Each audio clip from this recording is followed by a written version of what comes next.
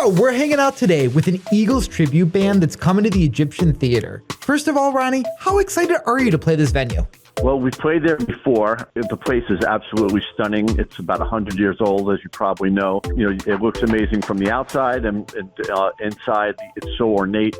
It really adds a really cool air of gravitas to go in there and play such a cool-looking place. You know, right as soon as you pull up, you know, you feel it. Absolutely. So take us back. How did the band originally come together? So the band originated 16 years ago, and I came aboard in 2016 as a substitute drummer. I did about a quarter of their dates for many years, and then when the drummer that originated the band left, they asked me to be a full-time member. I was the logical replacement, and I was only too happy to do it because I was able to come in 2016 when the band was already established and playing like these great rooms like the Egyptian.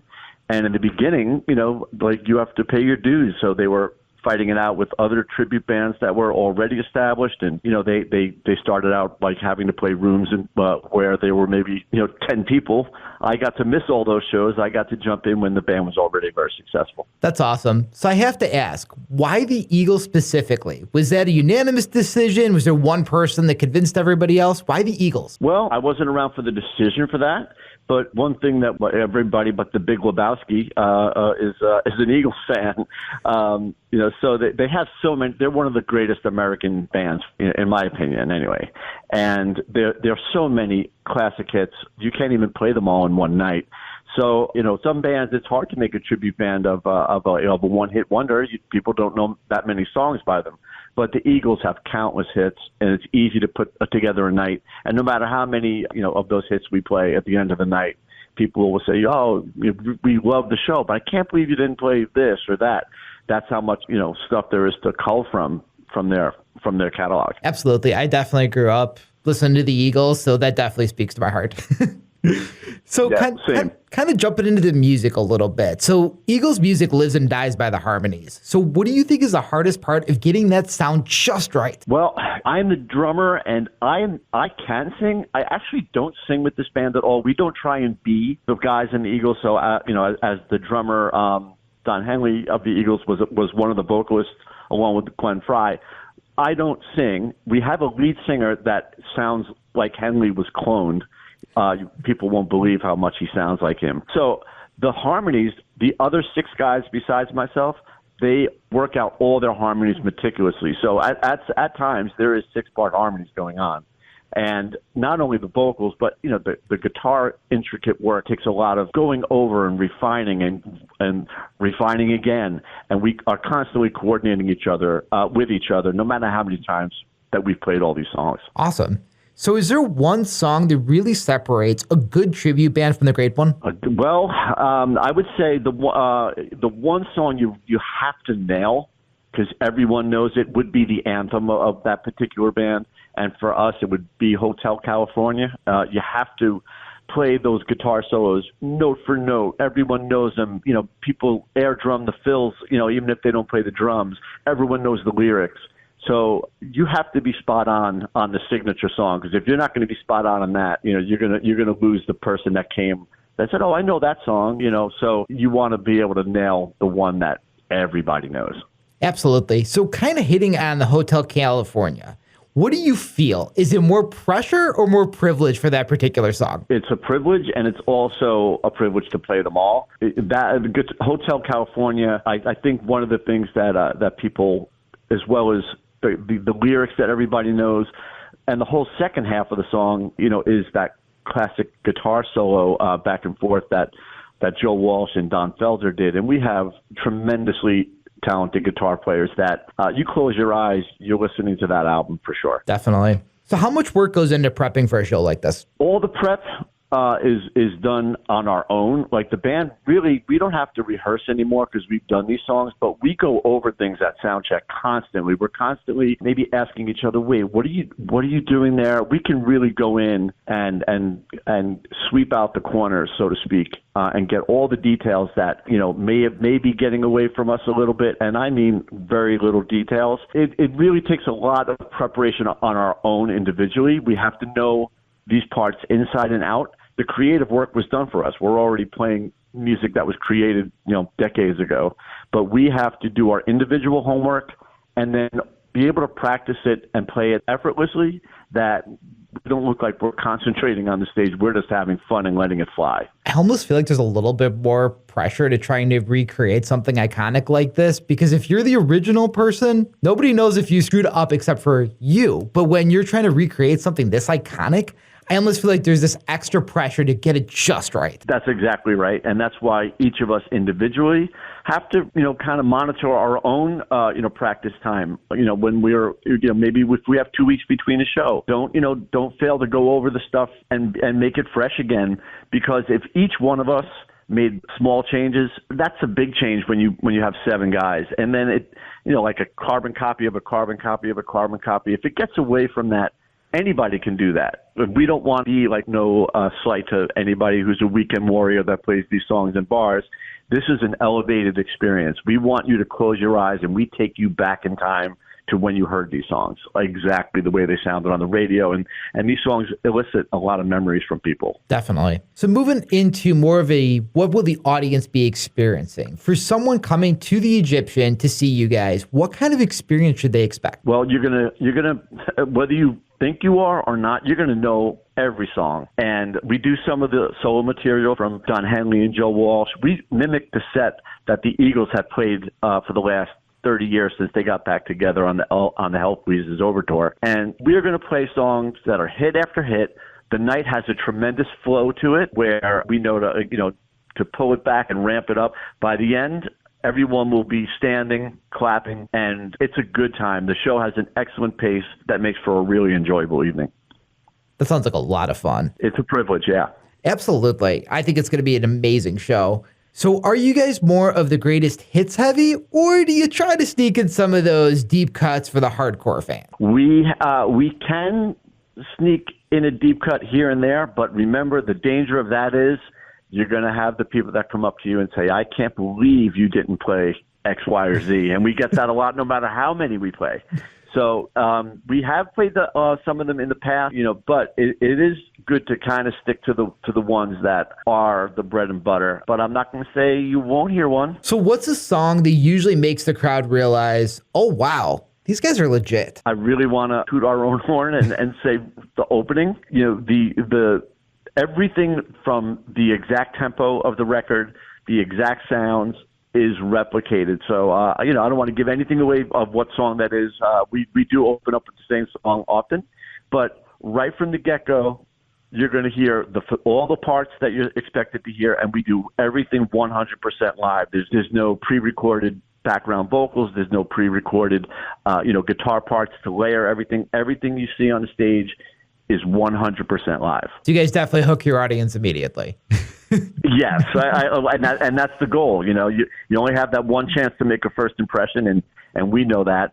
And we just come right out the chute. Before we say anything to the audience, we're giving them 3 songs right up top, and and then we are definitely into engaging with the audience. It's a very personal experience. There's some humor, but it is all about the music, and we come right out from the opening tune with the message of close your eyes. You are listening to the Eagles. You're not getting any kind of effort that is less than 100%. So speaking of the fans, we both know that Eagles fans can be extremely passionate. So what's the most memorable fan interaction you've had? It would be multiple ones and I've seen the Eagles. And I saw the Eagles in 1995 at Giant Stadium in New Jersey. And I remember that concert just being one of the best sounding concerts I've ever seen. I heard every detail. I heard every pick, going, down the guitar acoustic strings, and this is not a small band. It's not a 3-piece band. The Eagles are very meticulous in what they decided to put on the record and what they put on in their shows. And I would love to be able to get to the Sphere to see them, because I've seen pictures and I've seen video, and it looks incredible. But I would say the interaction that means a lot to us is when people say, I just saw the Eagles and you guys sound as good as they do. That is so rewarding, because if that's your goal and we get that feedback a lot, that means we're doing it right. And if we didn't hear that, that's a problem. It's definitely great when you get that kind of fan interaction, people telling you that you sound like the Eagles. I mean, that's just got to feel so good. It does, and it does require work. And one thing that is a big part of it is our vocalist. He does sound a lot like Henley. So the lead vocalist sings all the Henley stuff. I'm the drummer. We do not try to be the Eagles. We don't try and dress like them. As the drummer, I don't don the 1970s, Don Henley, curly hair, and I don't even sing any lead vocals. I'm the only person in the band that doesn't have a vocal mic, even though I can sing. We have 6 guys that can do those harmonies, and the detail that goes into each song is really apparent. When you dig into any song, they thought out every part. And that's why the songs are so iconic, because of what the original Eagle members did when they wrote these songs. There was a lot of care, and they weren't going to put it down on, record it on tape until they had it sounding the way they wanted. And we all get to enjoy the fruits of their labor. And like I said, the creative part is done. Now it's up to us to dissect it, recreate it, and to know it so well that we can deliver it with a smile on our face. That's not any kind of act. We have a great time on stage, and it shows. And we can't do that unless we're playing with the headroom that's required, which means really, really knowing this material. Absolutely. So what is it going to take for me to get you to sing to us? Well, I told you I can sing, but I just walk my dogs and have my coffee. I'll just talk for the first time today, so I'm on. I'm not going to start singing now, and also, who knows? I might want a vocal mic in the band one day, and if they hear me on a radio interview, they might go, I don't know about that, Ronnie. We heard that interview. Let's just keep you playing those drums. So do you see younger audiences discovering the Eagles through your shows? Yes, and that's really exciting for us, because we don't want to, to like 10 years from now, you feel like, people that grew up that were young in the 70s, that at that point will be, 10 years from now, that'll be 50 years, 60 years later. We want a new generation of fans. And I have noticed, I'll see in the crowd, I'll see, maybe their grandparents took their grandkid, maybe their grandparents are, in their 60s or 70s. And then there's a kid with an Eagles shirt on, and I could see him singing lyrics. And, they might not be able to take that kid to see the Eagles at the Sphere, but they can get the musical experience of seeing this music played live authentically. And it means a lot. And it really means a lot to us when we see the joy that it brings. That's so exciting. So is there a song that hits differently playing it now versus when you first started? There's a lot that I can go to for selfish reasons, because they're a fun drum song. But you can't really diminish how exciting it is to play Hotel California and be able to know that, I'm looking at the guy playing the double neck guitar like the Eagles did. And it just sounds, I get to pretend I'm in the Eagles and just playing with them because it sounds that good. And I would say Hotel California is it's a song that everybody knows. Everybody can sing that part, that line, those famous lines, and everyone knows where the drum fills are. They do them in the air and can sing back in their mind, and that is a lot of bar bands will do it. That song, and other Eagles songs, but we have the instrumentation and the guys who are seasoned pros that can replicate it, and it just sounds full and exact. If the real Eagles were sitting in the balcony at the Egyptian, would you have the confidence to play Hotel California for them? Man, you got good questions. I would say because of the hard work we've all done on every song, we would say, hey, no matter what, they're there. We're going to be, you're going to be on, your antennas are going to be super sensitive to that fact. But we can give them back the best they gave. And they deserve it to have it replicated like that. It deserves that respect. I would probably be most nervous for our guitar players. Like I said, everyone knows the second half of that song like the back of their hand, and but that's kind of part of being a pro. You know, you never know who's there, and you just have to be able to play at a high level every night. And if they're there, you know what? I would like it if they, if it put a smile on their face and they said, "Wow, they did it justice." Absolutely. That'd be a huge compliment. So you guys put in a ton of work into this, but let's be honest, who in the band is the biggest perfectionist? Wait, are they going to hear this? Man, you know, I all of us for different reasons, and that's the beauty about being in this band. We all get along, and we all respect each other's musicianship. And I mean, anybody can say anything to anybody, and just ask, "What are you doing there?" And can we just maybe split the difference of how much we're retarding this ending here? Like, we can talk to each other, and no one's going to be like, it's fine the way it is.